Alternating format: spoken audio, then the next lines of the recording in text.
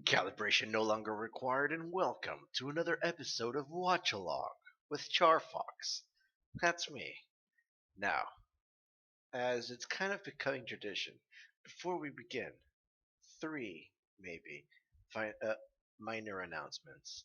Um, First and foremost, there has been, there has been no, I actually have been trying to initiate this movement called Free the Lyrics, and I don't know, usually when people are doing something revolutionary, they put a little hashtag in front of it. So I just followed suit and put a little hashtag in front of it. And so the movement is pretty much to free the lyrics of all the opening songs and all the songs that are basically in Ruby in general. Now the reason is for this movement is, let me give you a little bit of backstory. In my first video, my very first pilot video, you might remember this particular scene, which I will show right now. Well, hold on. Let me look for it first. It's this one right here. Ugh, look at that quality. Okay, starting now.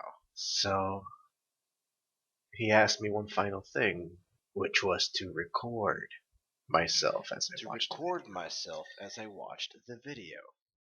Now, this person basically ultimately later on became the moderator, the main moderator, because there's a couple of people that are always keeping tabs of the YouTube account, and whenever a spoiler comment comes up or something that might program my guidance system a little bit too harshly, they'll step in with my account and delete the comment so that it's no longer listed as far as I understood.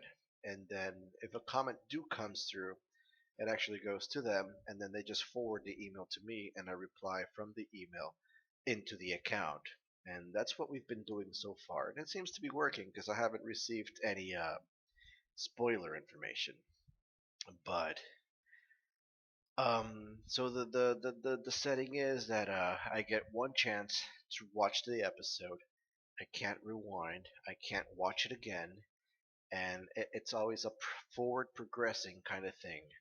And for me, that's fine. I find it challenging, and it puts my memory to the test, to the ultimate extreme of, you have one chance to pay attention to everything, and then you have to bring everything back up and remember as much as you can, and then put everything together and try to construct theory or make an analysis of things.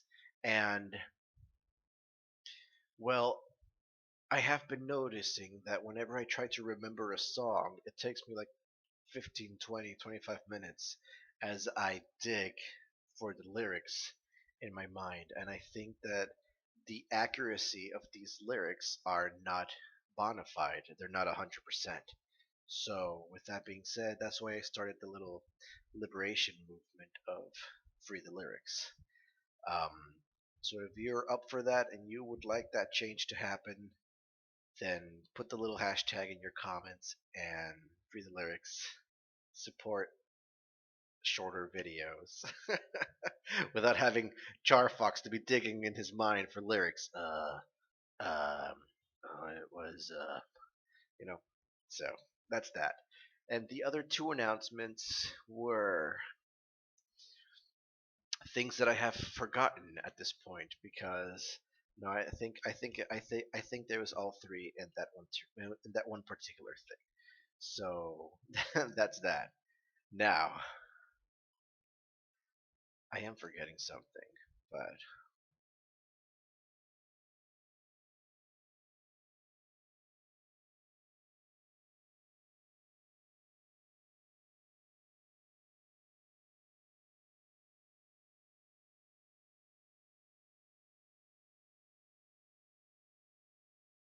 I'll remember eventually. So, without further ado, let us begin another watch along session. In this episode, we have Volume 2, Episode 2. Welcome to Beacon, starting now.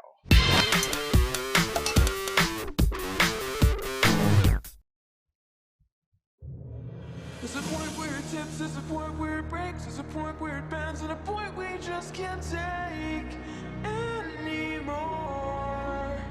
There's a line that we'll cross and there's no return. There's a time and a place, no bridges left to burn anymore.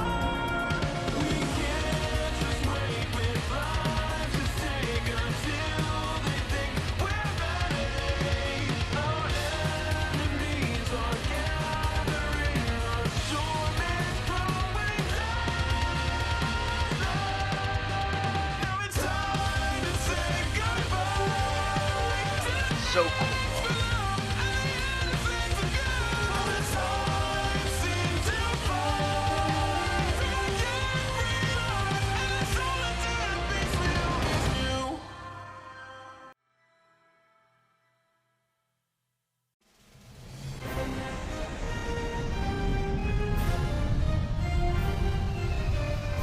Battle cruiser operational.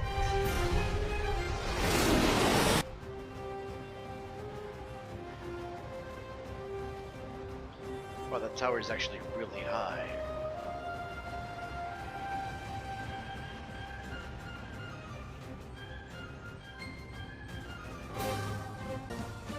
Ironwood certainly loves bringing his work wherever he travels. Well, running an academy and a military makes him a busy man.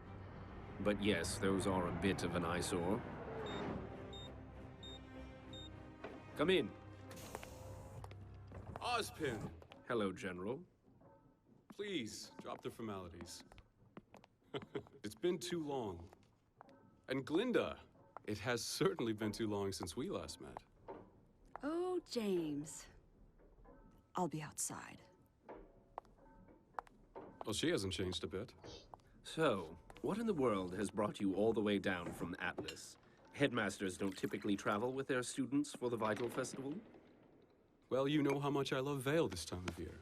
Besides, with you hosting, I thought this might be a good opportunity for us to catch up. I can certainly appreciate quality time between friends. However, the small fleet outside my window has me somewhat concerned. Well, concern is what brought them here. I understand travel between kingdoms has become increasingly difficult. Oz, you and I both know why I brought those men. We are in a time of peace. Shows of power like this are just going to give off the wrong impression. But if what Crow said is true, then... If what Crow said is true, then we will handle it tactfully. It's the Vital Festival, a time to celebrate unity and peace. So I suggest you not scare people by transporting hundreds of soldiers halfway across the continent. I'm just being cautious. As am I, which is why we will continue to train the best huntsmen and huntresses we can. Believe me, I am. But ask yourself this. Do you honestly believe your children can win a war?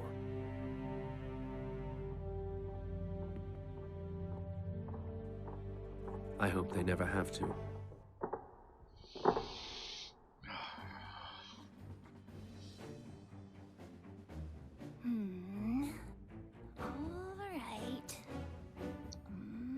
All right.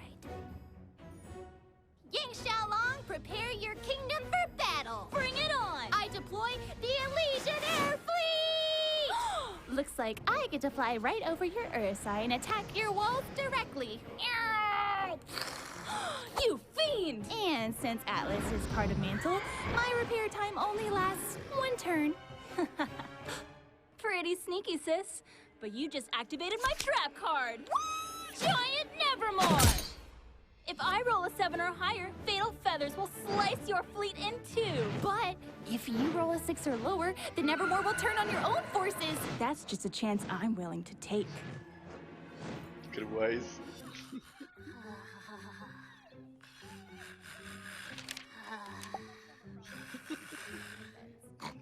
Oh, hey.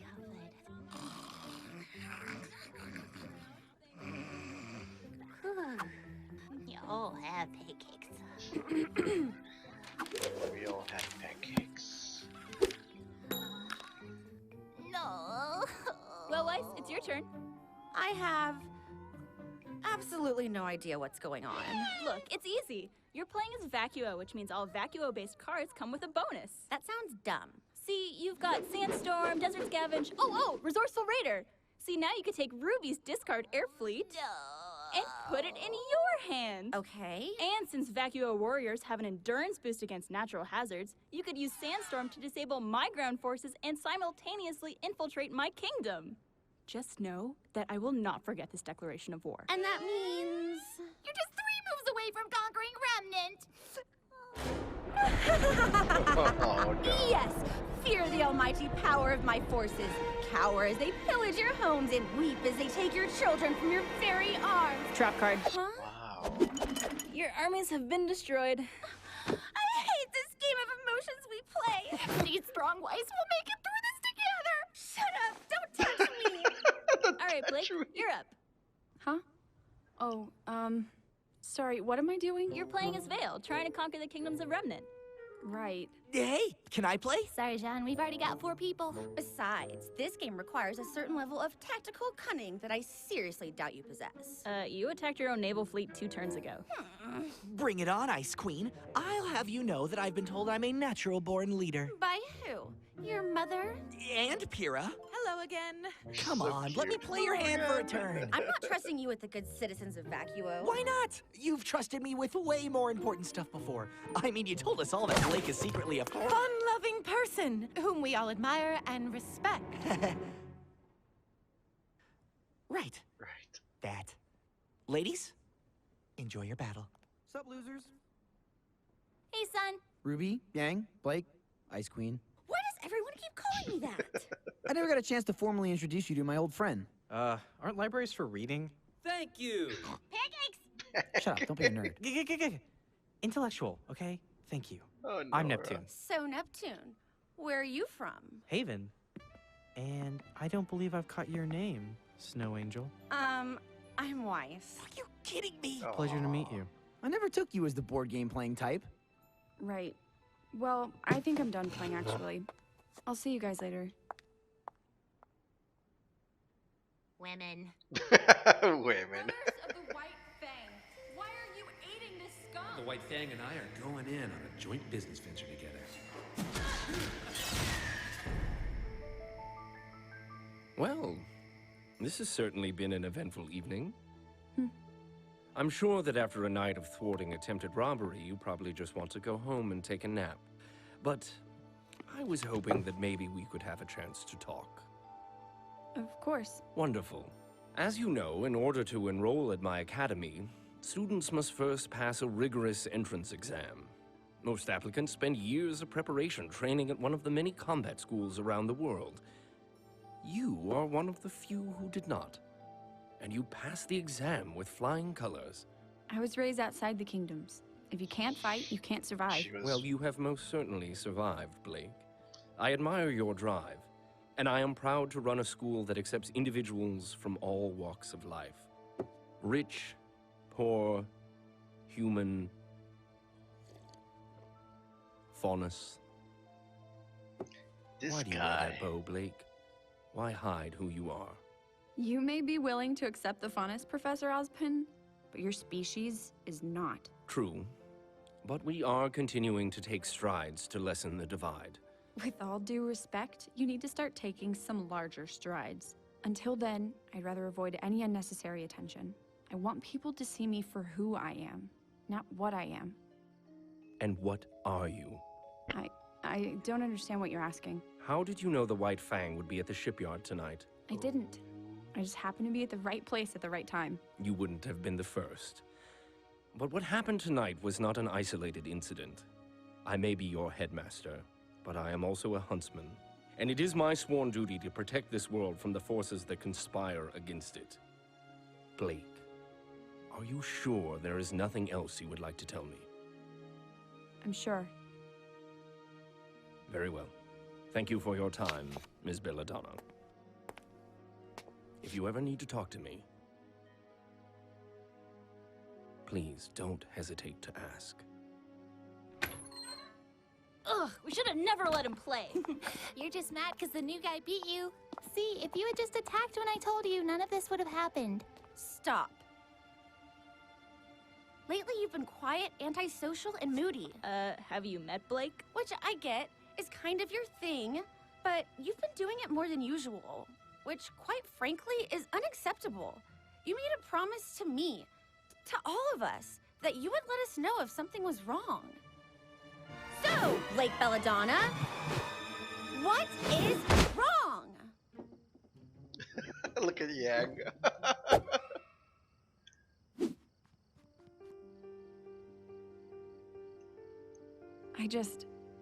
I don't understand how everyone can be so calm. You're still thinking about Torchwick? Torchwick, the White Fang, all of it. Something big is happening and no one is doing anything about it. Osmond told us not to worry. Between the police and the Huntsman, I'm sure they could handle it. Well, I'm not. They don't know the White Fang like I do.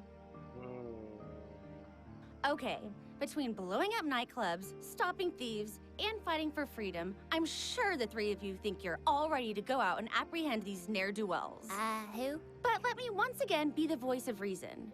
We're students. We're not ready to handle this sort of situation. Well, yeah, but we're not ready. And we may never be ready. Our enemies aren't just gonna sit around and wait for graduation day.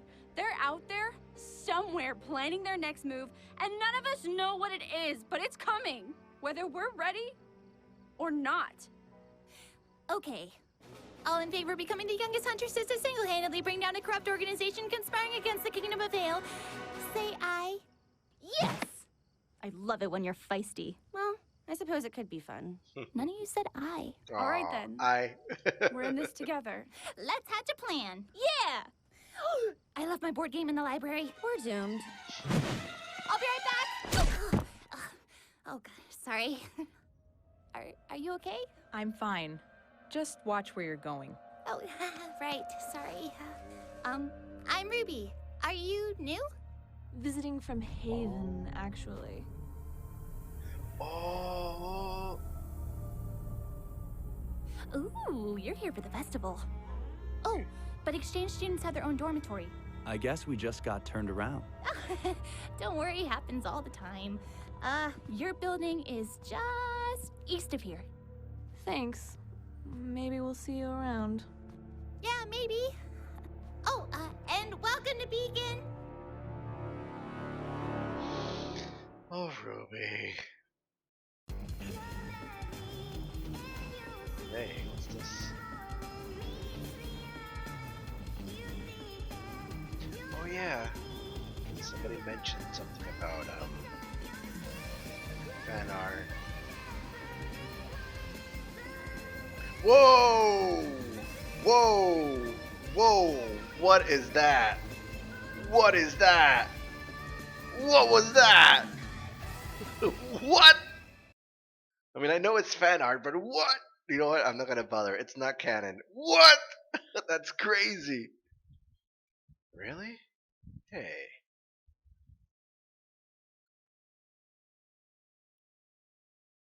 Hey.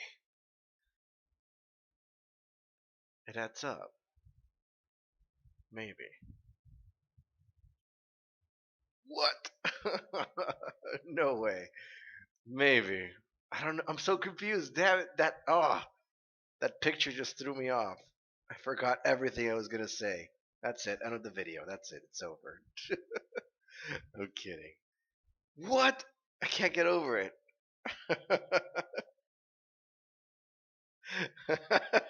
I can't. I can't get over it.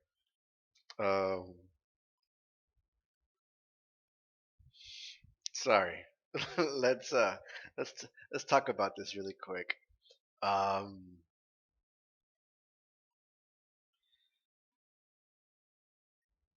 that picture really messed me up. I can't remember anything. Hold on. All I'm thinking is about the picture. What? Focus. I don't even remember how the episode started. Hold on. Oh yeah. Okay, here we go. Thank you. I'm back. I'm back on track. Here we go. There was that guy. Apparently, he's another headmaster. He was dressed in white. Don't think I got his name. I wasn't paying attention. James. Glinda. Excuse me, Glinda. Hello, James. And then she's, I'll be outside. Ah, so sweet. Um, James apparently is a headmaster from another academy, Huntsman Academy, and apparently it also doubles as a military superpower. Did I get that right? I don't know, but he brought all his warships and apparently soldiers that Ospen was complaining about. One thing that was odd for me during that first scene that I noticed, for some reason, I don't know, it felt weird when Ozpin handed him the cup. It was, I don't know, the scene felt like it took a long time for him to grab the cup. And then he poured his little good time juice. And I don't know, something was odd about that really quick. And also, that thing, I don't think that's a bandage. It almost looks like a metal plate, and the reason I say that is because it's actually protruding from his head. It's not flush. See, because if you were to I don't know, let me see here. If you were to grab a piece of paper, no, this paper is special. Here we go. This one's not special. If you were to grab a piece of paper and kind of like, you know, treat it like a bandage, and then you just apply it to your body, depending on the angle, it'll be, I can't get it. There we go. It'll be flush. It'll be flush with your skin to the point where it's really hard for you to see it, like that right there. But in this object that he had, it was actually protruding. It was like it had like a big volume of something. So it almost looked like kind of like that, like it popped out like that. It was really strange. So I'm gonna say that's like some sort of metal plate or something. So he might have had a head injury or something at this point. I don't know.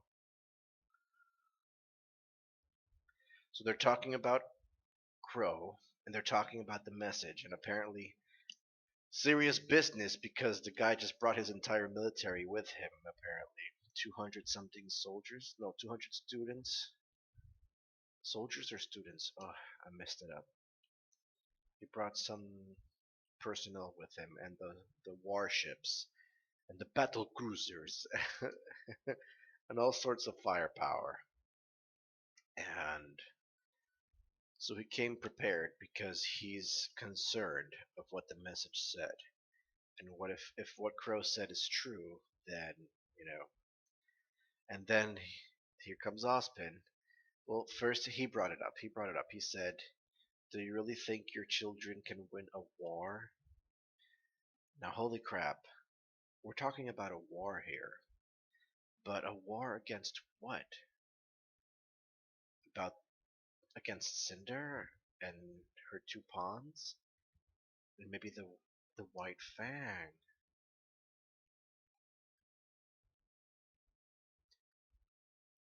A war against the White Fang, but that's like a war against the Faunus all over again. That's not a good thing.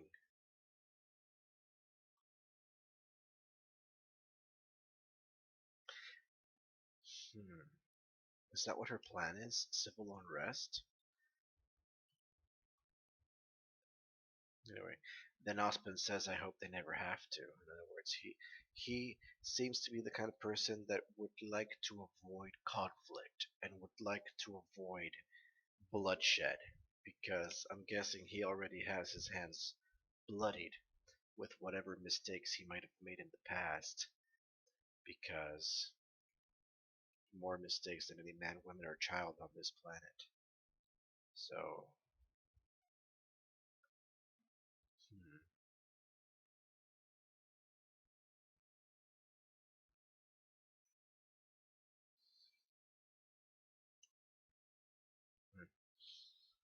I'm not sure. I don't know. I'm not exactly sure what this incident was that caused him to be in this situation. Um,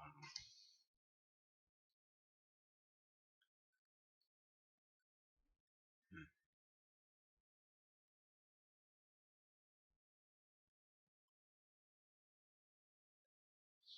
So that's the meeting that took place in his office. After that, we see the kids over here at the library, and they're playing the remnant version of Risk. And so apparently it's for 4 players only because there's 4 kingdoms. And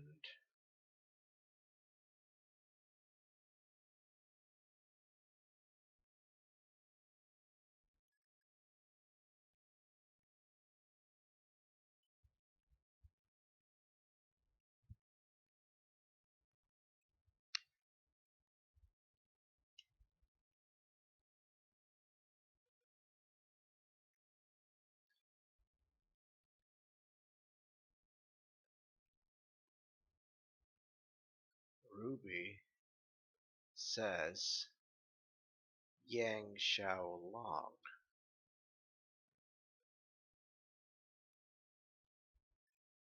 But during the team creation episode, Ospin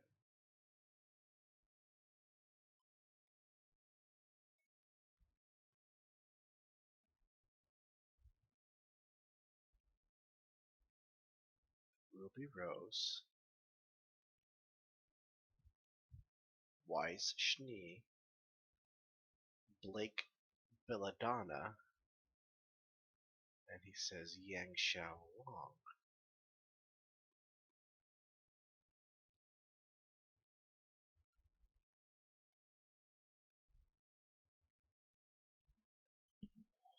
Oh man, all this time.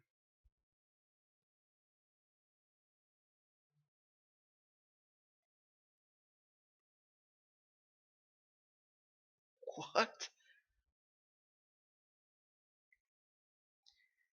They never call her Yang Rose.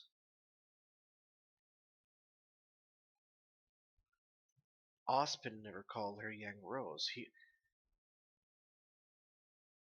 Cardin Winchester. I don't know the others of Team Cardinal. Juniper is John Ark. Pira Nikos. Nora.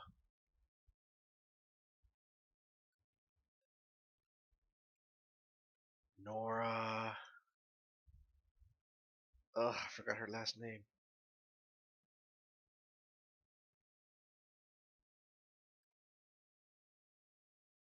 Valkyrie. Nora Valkyrie. And Ren Lee? Ren Lee? Ren Lee? Ren Lee? Forgot his last name. What? Yang Xiaolong. So her last name is Xiaolong? What?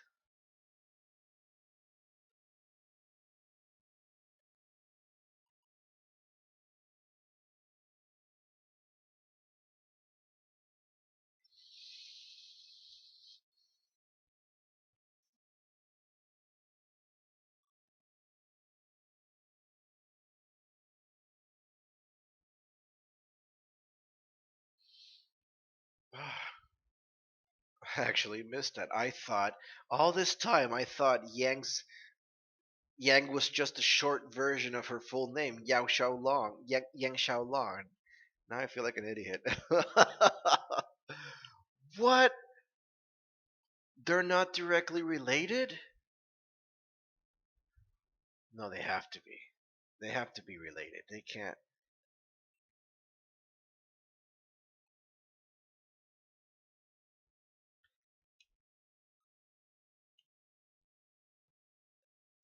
This boils down to 2 possibilities. Either they're stepsisters, half sisters, 3 possibilities, or one of them is adopted.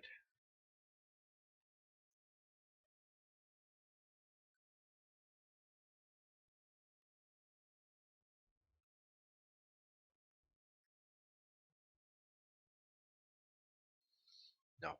Based on the bond that they have and based on the relationship that they have, There's no other way around it. They have to be half sisters. They have to share the same father or the same mother. There's no other way because the way Yang cares for for Ruby, there's just no way around it. The amount of love and affection. If what Gold says is true, and the way I analyzed it, for that to uphold, I have to believe that they are half sisters. There's no other way around it. And for Yang to be so emotionally attached to Ruby, and the way that she sees on the same episode, the team creation episode when they fight the Nevermore and the Death Stalker, the Scorpion thing, um, when Ruby starts leading the charge to Let's Go, and Yang takes a moment to like look at her little sister growing up. The only way you have that kind of bond with somebody is if you have been with them since birth. And the only way you're with birth from somebody is if you're the same father.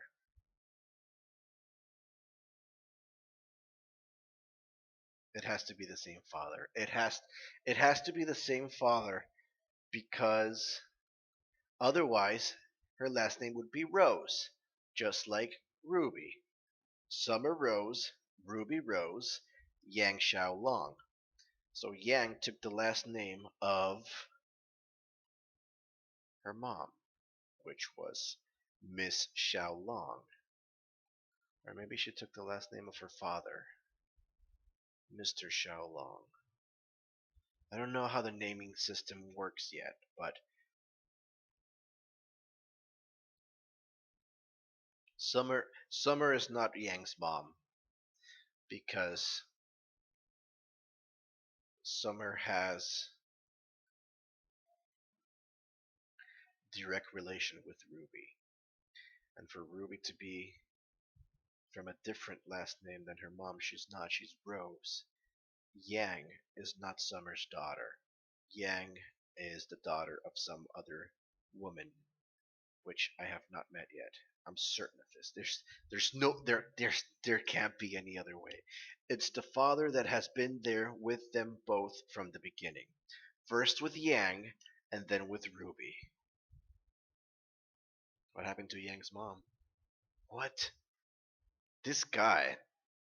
If what I'm this guy has a Let me tell you something. This guy has had a really bad streak of luck with women. If what it's upholding is true, because there's just no other way around it. Yang has been with Ruby since birth. That's how she developed that emotional bond of taking care of her baby sister. And the father was there for Yang, the father was there for Ruby. Yang's mom is out of the picture, Ruby's mom is out of the picture. Are they both dead? What? Wow, this guy. Yikes. Oh, that's crazy. Really? Nah, yeah. It has to be. There's no other way. Yang used to read to me when I was little. I loved the stories. I'm telling you. I'm telling you. That guy is unlucky. Holy crap. We'll see. We'll see. Okay, so they're playing a board game. Ruby calls out Yang Shaolin, prepare something to feel my battle. And then they do the attacks and they're playing the game. Atlas Vacuo Veil. The other one I can't think of where it's from.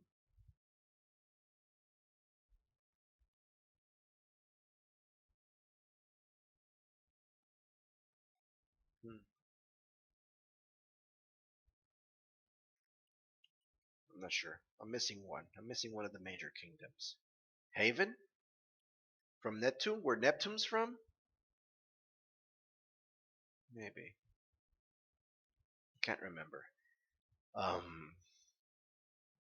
Anyway, really quick, what was Pyrrha doing with her hand? She's like slowly raising it up. and then she just bolts out. I thought it was pretty funny. It was odd. She's like reading the magazine, and her right arm is slowly moving up to the table to grab on and just like take off to stop John from saying that Blake is a faunus. And and then Nora, everybody got pancakes.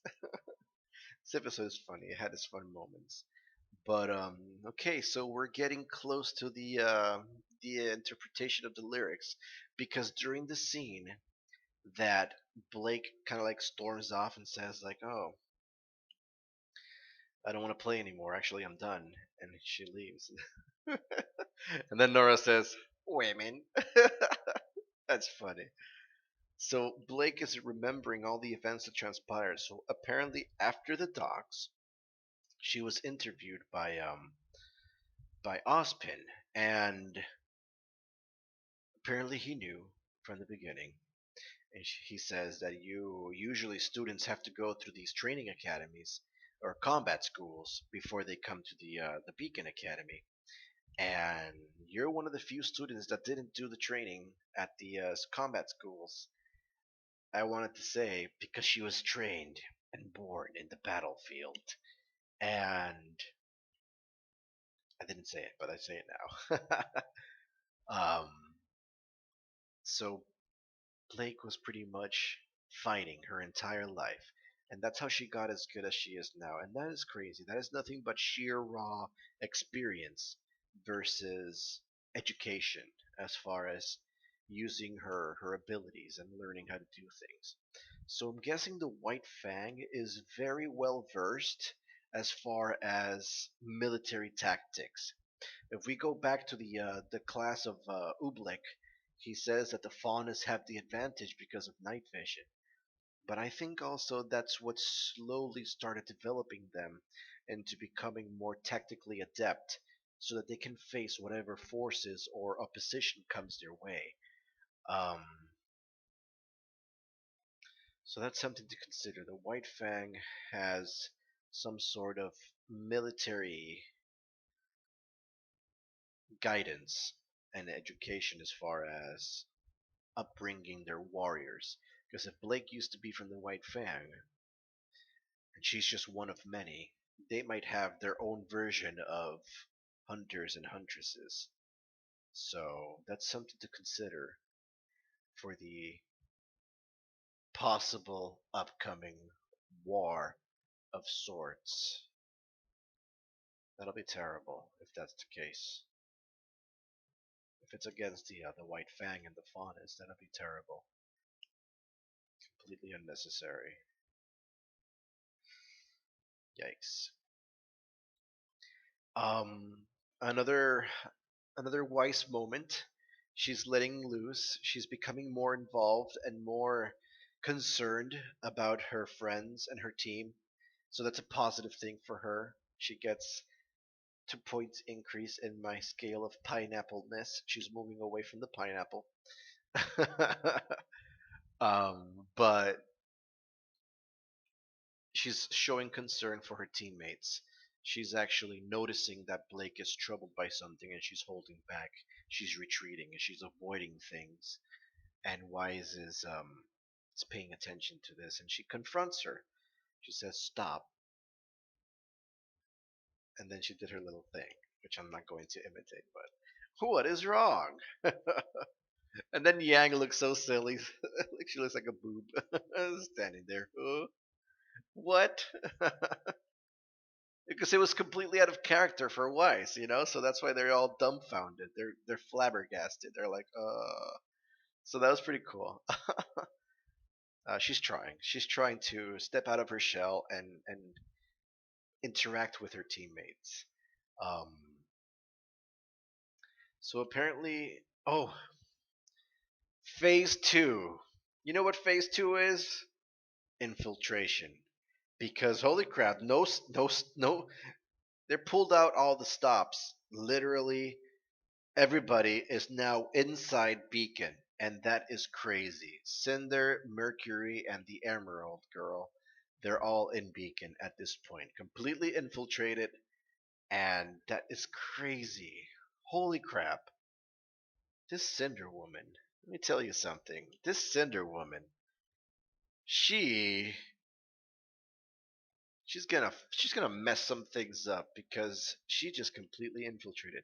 That's why she was pushing so hard to tell Mercury and Emerald not to get their hands dirty because she needs them to come in with a clean slate.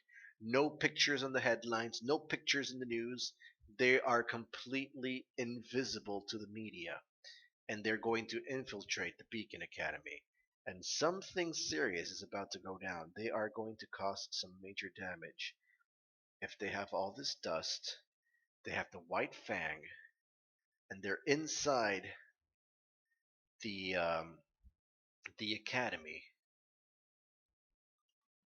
This Cinder Woman, you gotta keep an eye out for her. She's about to do something.